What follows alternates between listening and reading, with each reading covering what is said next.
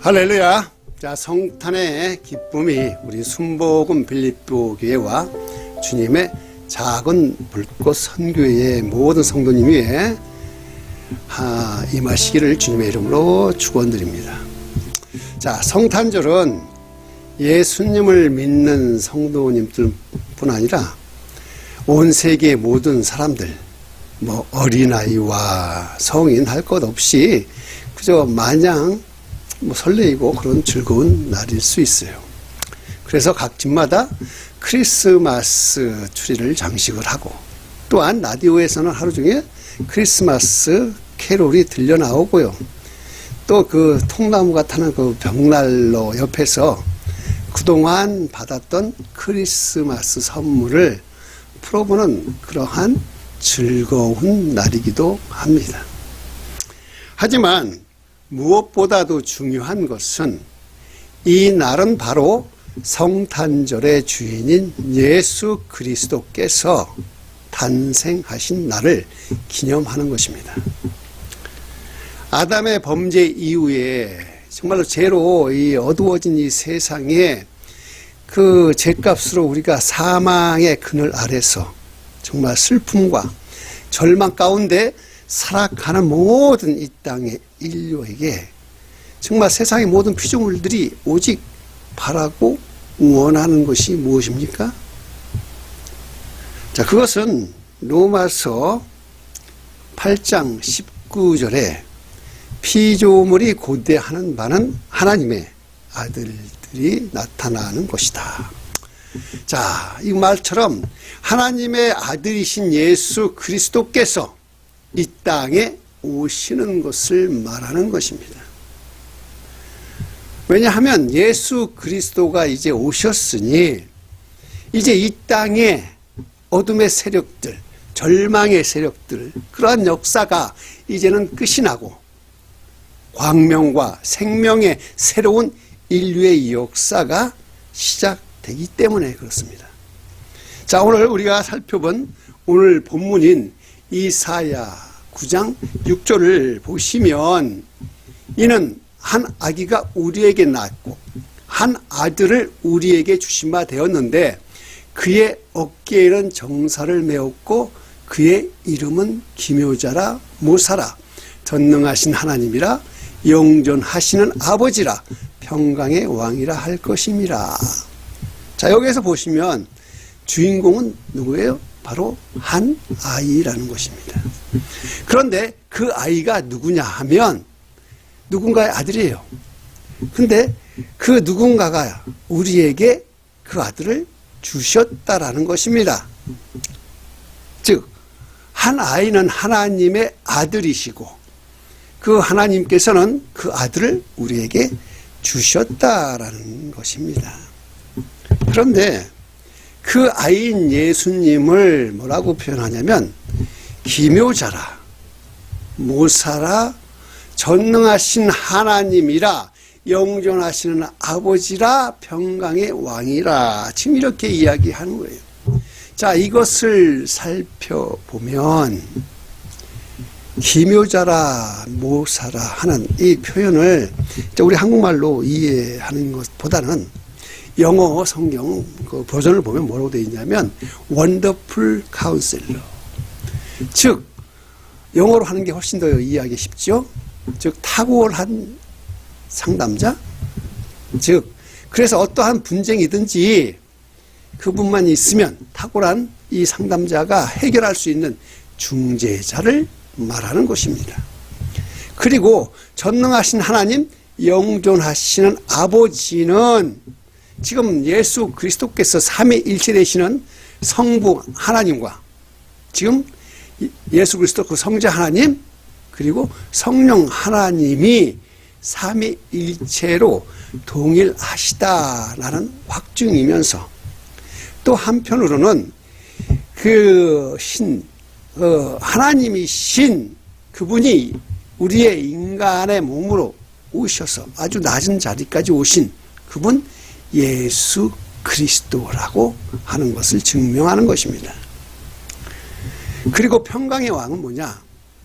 평강, 즉 평안을 다스리는 분, 그분이 예수 그리스도께신 그분이신데, 그분이 모든 평안을 다스리신다라는 것을 말합니다.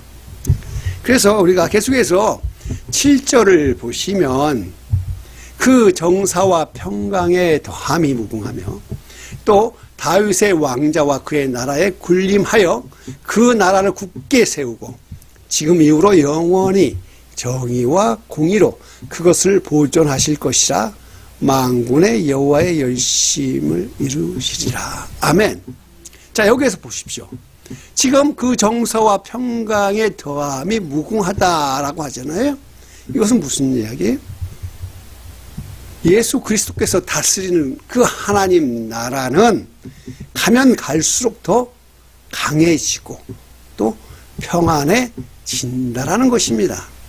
또한 다윗의 왕자의 그의 나라는 어디?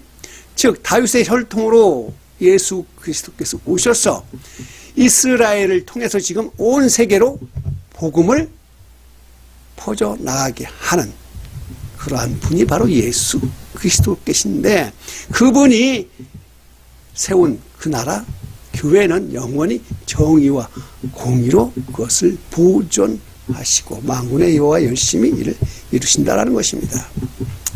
자, 이 말씀을 통해서 보시면 이사야는 예수님이 탄생하시기도 전 한 800년 전에 이러한 말씀을 하나님으로부터 받아가지고 예언을 했던 거예요. 그것을 기록한 것입니다.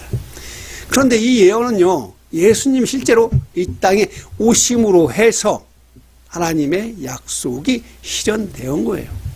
그렇기 때문에 성탄절을 단순히 즐겁게만 보내는 것으로 우리는 만족할 것이 아니라 이러한 성탄절의 의미를 한번 되새기면서 이제 우리가 또다시 새롭게 맞이하는 성탄절, 이것을 통해서 나는 이 성탄절을 통해서 무엇을 깨달아야 하는가 한번 생각해 보며 큰 은혜 받으시기를 주님의 이름으로 축원드립니다.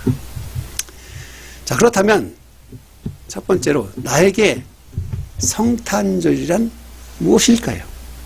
여러분에게 성탄절은 무엇일까요? 첫 번째는 뭐예요? 나와 함께 하시기 위해서 예수님이 오셨다라는 것입니다. 자, 보시면 이제 요한복음 1장 14절을 보시면요, 말씀이 육신이 되어서 우리 가운데 거하심에 우리가 그 영광을 보니 아버지의 독생자의 영광이요 은혜와 진리가 충만하더라. 자, 우리가 살아가면서 믿음을 갖기가 힘든 것은 왜 그럴까요? 우리에게 보지 못했던 것들, 알지 못했던 것들을 자꾸 믿어야 한다고 하니까, 그렇기 때문에 믿음을 갖기가 힘들어요.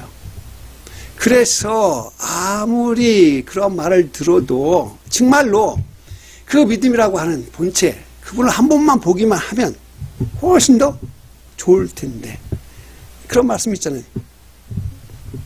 100번 들어도 한 번 보는 것만 못하다. 자, 말씀을 통해서 우리의 생각 속에서 그려나가는 어렴풋한 그러한 실체들이 아무리 우리 머릿속에 많이 있어도요, 실제로 그 본체가 우리 눈앞에 딱 나타난다면 얼마나 쉽게 믿어질까요? 그래서 아무리 선지자들이 그렇게 예언을 하지요. 오신다, 오신다. 누가? 메시아가 오신다 하고 그 말을 사람들에게 해도 사람들이 그 말을 들어도 하나님의 아들이 정말로 사람의 몸을 입고 그들에게 오시지 않았다면 하나님은요, 그들이 여전히 멀리 계신 분일 뿐이고 그분이 하시는 말씀은 계속 멀리 있는 말씀일 수밖에 없었다라는 겁니다. 하지만 예수님께서 오셨어요. 누구를 위해서? 나를 위해서 인간의 몸으로 오셔서 정말로 우리들 가운데 계셨기 때문에 비로소 인간들이 참된 믿음의 실체 독생자의 영광을 보게 되었던 것입니다. 아멘. 자, 그런 하나님의 아들이 오신 그날이 바로 성탄절이에요. 성탄절. 자, 마태복음 1장 23절을 보시면요, 이렇게 돼 있죠. 보라, 처녀가 잉태하여 아들을 낳을 것이요 그의 이름은 임마누엘이라 하리라 하셨으니, 이는 번역하면 하나님이 우리와 함께 계신다라는 것입니다. 자, 여기에 나오는 임마누엘이라고 하는 이 단어, 이것은 바로 하나님이 우리와 함께 계신다라는 것이잖아요. 그런데 함께 계신다라는 이 말씀을요, 요한복음 1장 14절에 다시 한번 또 대입을 해보면, 자, 말씀이 육신이 되어서 우리 가운데 거한다라고 하는, 즉 하나님 우리 함께 하신다고 했는데 그 함께 하신 게 뭐예요? 말씀으로 오신 예수님 우리 안에, 즉 성육신을 이야기한다라는 것입니다.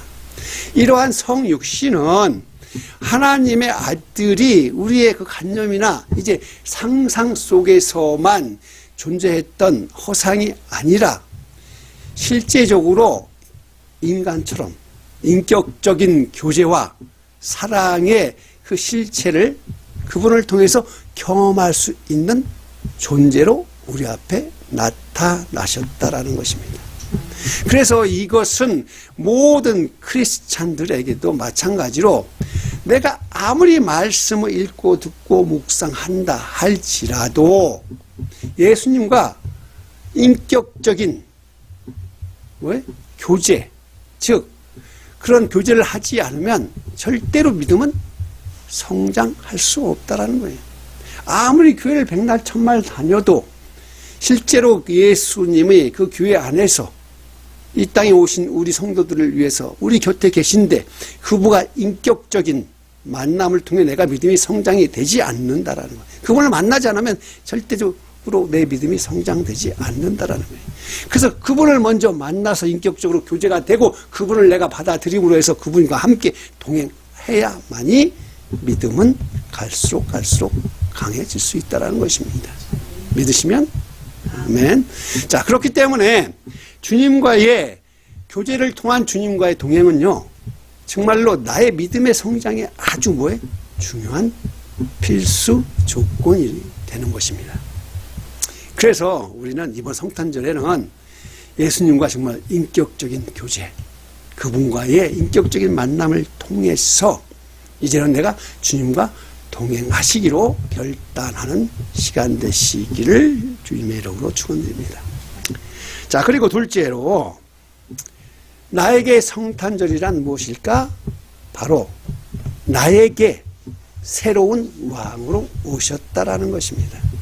아까 보셨던 그 이사야 9장 7절 보시면 그 정사와 평강의 더함이 무궁하며 또 다윗의 왕자와 그의 나라에 군림하여 그 나라를 굳게 세우고 지금 이후로 영원히 정의와 공의로 그것을 보존하실 것이라 만군의 여호와의 열심히 이를 이루시리라. 아멘. 자, 그동안요, 나라고 하는 존재, 즉 나는 내가 쌓아놓은 이 울타리 안에 누가 왕노릇해요? 내가 왕노릇하고 있었어요. 그런데 그 나라는, 내가 왕노릇하는 그 나라는 온갖 죄와 시기와 질투와 미움과 다툼으로 가득 찬 나라였었던 것입니다. 하지만 이런 나라에 누가 오셨어요? 예수님이 새롭게 왕으로 오셨다라는 겁니다. 그래서 그 예수님이 이제 그 죄악으로 부활된 그러한 나라에 예수님이 다스리는 그 나라가 이제는 영원히 정의와 공의로 세워가게 될 것이며 그 나라의 기쁨과 평강이 영원토록 보존되는 나라가 된다라는 것입니다. 아멘. 자, 내가 왕 노릇하던 나라는요, 매일매일 걱정 근심으로 염려가 가득 찼던 그런 나라예요. 그리고 또한 세상의 유혹에 너무나 쉽게 넘어간 나라입니다. 그러면서 말 한마디에도요, 마음의 평안이 깨어져서 남편과 아내 사이에, 부모와 자녀 사이에 친구와 친구 사이에 평안이 깨어지고 불안함과 위기감에 서로 간에 매사가 뒤틀어지고 불평과 불만이 높았던 그러한 나라였는데, 이제 예수님이 다스리는 이 나라는 주님이 얘기하셨어요. 평안을 너희에게 주노라. 내가 너희에게 주는 것은 세상이 주는 것과 같지 아니하리라. 너희는 마음에 근심하지도 말고 두려워하지도 말라. 요한복음 14장 27절의 그 말씀처럼 평강의 왕이 되신 예수 그리스도가 이제 나의 나라의 왕이 되셨으니 더 이상의 근심하거나 두려워할 필요도 없고 환난 중에서도 담대하게 나아갈 수 있게 되는 것입니다. 이미 세상을 이기신 그분께서 나의 왕이 되시고 모든 염려보다 더 크신 나의 왕이 내 안에 계시니 이제 나의 나라는 슬픔과 절망은 떠나가고 오직 기쁨과 평강만이 넘쳐날 것입니다. 자, 우리 사랑하는 성도님 여러분, 이번 성탄절에는 반드시 예수 그리스도를 나의 새로운 왕으로 받아들이시기 원합니다. 그래서 더 이상 걱정, 근심이 아닌 기쁨과 평강이 넘치시는 정말 좋은 크리스마스 시간 되기를 주님의 이름으로 축원드립니다. 그리고 세 번째로 나에게 성탄절이란 무엇일까? 그것은 무엇입니까? 바로 예배를 회복하라는 것입니다. 자, 마태복음 2장 1절 2절을 보시면 이렇게 되어 있어요. 헤롯 왕 때에 예수께서 유대 베들레헴에서 나심에 동방으로부터 박사들이 예루살렘에 이르러 말하되 유대인의 왕으로 나신 이가 어디 계시냐? 우리가 동방에서 그의 별을 보고 그에게 경배하러 왔노라 하매. 자, 이 말씀을 통해서 보시면 예수님께서 태어나셨을 때요, 동방 박사들이 왔어요. 근데 그 동방 박사들이 찾아와서 제일 먼저 한 것이 뭡니까? 경배했다라는 것입니다. 경배.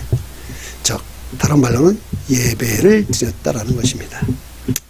자, 예배는 우리 신앙생활의 중심이며 또한 우리 인생의 목적이 되어야 됩니다. 예배가 회복되면 우리의 삶도 함께 회복됨을 믿으시면 아멘. 자, 우리의 삶이 회복이 되니까 우리 인생도 회복이 되는 거예요. 살아나는 겁니다.